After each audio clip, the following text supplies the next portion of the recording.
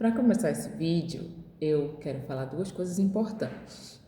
Eu estou seguindo um roteiro para evitar de ficar repetitivo e eu vou falar sobre depressão e saúde emocional. Mas o meu objetivo não é ser gatilho para você. Pelo contrário, eu desejo que esse meu testemunho seja uma fonte de esperança e luz na sua vida. Eu também quero te encorajar a buscar ajuda profissional, caso você esteja enfrentando alguma batalha emocional. Hoje existem excelentes psicólogos e profissionais da área da saúde preparados para caminhar do seu lado, para te ajudar nesse processo. O meu testemunho, ele conta aquilo que Deus fez na minha vida. Mas eu acredito que buscar ajuda faz parte do plano, do cuidado de restauração que Deus tem para os seus filhos nos dias de hoje. Que Deus abençoe a sua vida e vamos para o vídeo. Então, os primeiros sinais de depressão na minha vida surgiram durante a minha adolescência, ali entre os 14 e 16 anos. Foi também um período marcado por algumas situações complexas em casa, que eu vou entrar em detalhes, né? Mas foi o período também de divórcio dos meus pais. E eu também já carregava feridas profundas, vindas do que eu sofri na infância por parte de um parente próximo. Nessa época, nessa fase, eu não entendia o que realmente estava acontecendo comigo. Eu apenas sentia que algo dentro de mim estava sendo afetado, né? Eu não tinha dificuldade de criar amizades, mas eu tinha dificuldade em aprofundar esses vínculos. Então, eu não tinha amigos muito próximos, né? Muito íntimos, assim, eu não tinha. Porque eu não permitia que ninguém se aproximasse tanto a ponto de perceber que, na verdade, a Nayandra tinha muitas situações internas. Então, eu enfrentava tudo em silêncio. E eu me acostumei com isso, me acostumei a carregar essas minhas dores sozinha. E o principal sinal, na verdade, foi o isolamento. Aos poucos, eu fui me fechando cada vez mais. Apesar de que a minha rotina parecia normal. Ir para a escola, conversava normalmente, sempre era dentro de casa. Para fora, eu sempre mascarava muito bem, parecia muito normal. No entanto, ao mesmo tempo que a depressão batia na porta do meu coração, Jesus Cristo também batia na porta deste coraçãozinho. Nessa época ainda não seguia Jesus, não tinha escolhido seguir. Na verdade, eu nem entendia nada sobre fé, eu nem imaginava o quanto que Deus estava atento à minha história. Mas Ele já estava me alcançando. E o meu tio Jorge, que eu já falei dele em outros vídeos, ele sempre foi um instrumento muito usado por Deus na minha vida. Era muito curioso porque muitas vezes eu estava trancada no meu quarto, ali no meu sozinho, né, isolada, tentando lidar com tudo que eu sentia, quando ele aparecia aleatoriamente em casa. Aí eu ouvia a voz dele lá na sala, tudo. Aí a mamãe vinha, batia na porta, olha, teu tio tá aí, quer falar contigo. E ele entrava no meu quarto, ele conversava comigo, ele ministrava uma palavra, ele perguntava como que eu estava, ele orava por mim. Eu me lembro que numa dessas vezes eu ouvi ele falar para a mamãe, né? Olha, o espírito de depressão quer tomar a vida da Nayandra. E aquilo me marcou, mesmo sem compreender a profundidade daquelas palavras, né? Porque nessa época não se falava sobre depressão, saúde emocional, como se fala hoje, né? Das doenças psicossomáticas. Então, apesar de aquela informação ter ficado gravada em mim, eu não entendi exatamente o que era isso. É dessa forma que Deus ele já estava intervindo na minha vida, levantando meu tio e acredito que toda a sua família em oração por mim.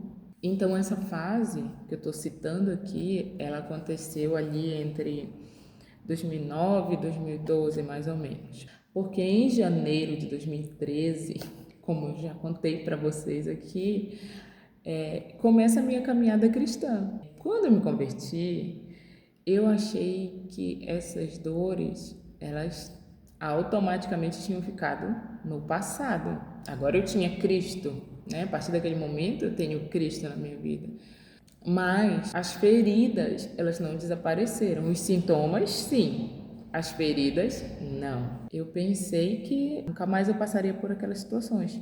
No entanto, a cura estava só começando na minha vida. Na verdade, a partir dali foi que Deus começou a escrever a parte mais difícil da minha história, mas também a mais extraordinária, sem sombra de dúvida. E quando Cristo chegou na minha vida, Ele mudou completamente a minha perspectiva de vida. Eu tinha, como todo mundo, sonhos, planos, projetos, mas pela primeira vez na minha vida, eu tinha encontrado algo que valia mais do que tudo isso. E era Cristo. Larguei muitas coisas, muitos projetos. Eu simplesmente me virei para Cristo, que tinha me dado uma nova direção. Eu me lembro de Paulo, né, quando ele diz que ele considera todas as coisas como perda diante da sublimidade de quem é Cristo. Era assim que eu me sentia. Eu não queria mais nada. Eu só queria conhecer esse Deus. E foram anos muito preciosos. Eu fui discipulada, eu fui muito bem recebida na minha igreja local. Foram anos de muito crescimento espiritual. Foi muito maravilhoso. Aquele primeiro amor mesmo que eu me joguei sem reservas. E Deus começou a tratar, né, as áreas da minha vida. E uma das primeiras coisas que o Senhor restaurou em mim foi a questão familiar. E Deus, Ele restaurou a minha visão sobre aliança, sobre casamento, sobre compromisso, sobre propósito. Em outubro de 2014, eu e o Bruno, nós nos conhecemos, nós oramos ao Senhor. Em poucos dias, Deus nos respondeu. E em maio de 2015, nós já estávamos casados. E logo que nós casamos, eu engravidei. A nossa alegria foi enorme quando nós descobrimos a gestação. Mas, infelizmente, no 5º mês de gestação, nós perdemos o nosso primeiro bebê. É uma dor que não dá para descrever, ela não cabe em palavras. E ali foi a primeira vez, após a minha conversão, que aquela sombra que parecia ter ficado no passado, ela começa a voltar para a minha vida. Só que dessa vez ela volta de uma forma muito intensa, muito escura, muito pior do que já tinha sido um dia. Precisei passar por um procedimento cirúrgico. Aqui agora, nesse momento, eu vou contar para vocês uma experiência pessoal que eu tive com Jesus. E eu faço questão de dizer que ela é única, não vai acontecer com outra pessoa, né? Deus tem a sua multiforme graça, Ele age das mais diversas maneiras, Ele alcança os corações da sua maneira, da sua forma, no seu tempo. Então, eu vou relatar aqui, durante esse testemunho, 2 situações, que você tome apenas como o meu testemunho, tá bom? E a primeira delas foi essa. Ali na mesa de cirurgia, eu tomei a sedação, né, e apaguei. E durante esse período, eu tive esse sonho. Olhei para o relógio do centro cirúrgico, eram 7 horas da noite, e eu apaguei. Fechei os olhos, né? Quando eu abri os olhos, eu estava em um ambiente que eu não consigo descrever. Ele era um ambiente, assim, cheio de paredes.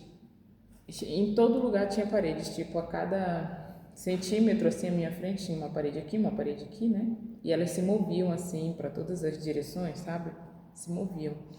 Entre essas paredes, eu via um homem de aparência comum, normal, uma roupa social, marrom. E eu tinha uma certeza no meu coração. E eu falei para esse homem: eu sei quem tu és.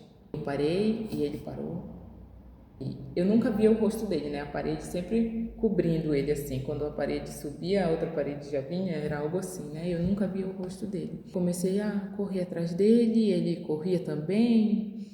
Aí eu parei de novo e falei. Quando eu falei que eu sabia quem ele era, que ele era o Espírito Santo de Deus, eu senti ele confirmar que ele era. Ele não falou nada, mas eu tinha aquela certeza no meu coração. E aí eu falei para ele: deixa eu ver o teu rosto. E ele disse: você ainda não pode ver o meu rosto. E foi isso o meu sonho. E eu abri os meus olhos e eu estava ali, novamente naquele centro cirúrgico, e eram 8 horas da noite. Após isso, aconteceu uma coisa muito engraçada. Como eu ainda estava sob efeito de sedação, né? A gente passa aquelas situações bem humilhantes, bem ridículas. Pois bem, sim, eu fui humilhada durante a minha sedação. Eu estava assim meio acordando, né? Sabe aquela... Quem já foi sedado sabe como é. Tu tenta abrir o olho e o olho não responde, fica rodando assim, né? E tu não fica muito em si, mas tu lembra de algumas coisas que tu tá falando, que tu tá fazendo. É bem chocante. Eu via as coisas igual o Alex no Madagascar, quando ele toma, quando ele é sedado, né? Quando ele é sedado aí, fica aquelas imagens assim, explodindo, né? Tocando aquela musiquinha rápida e tal. Era assim que eu via tudo. E eu ouvia as pessoas rindo de mim, e eu ria muito daquelas cenas, né? E eu falava: mãe, era a minha mãe que estava como minha acompanhante, eu falava: mãe, é igual o Madagascar, igual, tudo era Madagascar. Depois até a enfermeira, quando eu acordei, ela falou assim: quem é esse tal de Madagascar? E aí eu falava: mãe, por que as pessoas estão rindo de mim? E ela falava: minha filha, ninguém está rindo de você. Você tá, não está acontecendo isso do que você está falando, né? E por que eu estou te contando isso? Porque no meu entendimento, aquele sonho que eu tive foi a visitação do Senhor para mim naquele momento de tanta dor. Entrei no centro cirúrgico devastada, acabada, destruída, sem esperança, sem nada. E é quando Deus me visita. É impossível dizer o que exatamente Ele fez, o que Ele mudou em mim, mas uma coisa eu sei. Eu saí do centro cirúrgico outra pessoa. Eu saí rindo, ainda não estava completamente em mim, mas eu tenho certeza que se não fosse o toque do Senhor, não tem como passar por uma situação dessa e permanecer, digamos assim, sem sequelas, né? As pessoas perguntavam, né? Nossa, o que aconteceu com ela? Ela saiu daqui tão triste, ela saiu daqui assim, ela saiu daqui e voltou assim. O que fizeram com ela? Lá no centro cirúrgico, as pessoas realmente fizeram essas perguntas, né? Na sala em que eu estava. Logicamente que eu não respondi, nem ninguém respondeu. Mas eu vejo isso como aquilo que Deus fala em Oséias 2:15, que Ele é o Deus que transforma o vale de Acor, um vale de morte, um vale de amargura, um vale de dor, em um vale de esperança. É assim que eu vejo esse momento na minha vida. Então, gente, como eu estou falando de algo muito complexo, também é muito íntimo, né? Eu estou abrindo situações da minha vida muito particulares aqui, mas que são coisas que muitas pessoas vivenciam das suas mais diversas maneiras. Esse vídeo precisa ter uma parte 2. Então, eu espero que, de alguma forma, esses vídeos possam te abençoar, te encorajar, te despertar, te trazer uma nova perspectiva com relação àquilo que você está vivendo e aquilo que Deus quer fazer enquanto você está vivendo isso.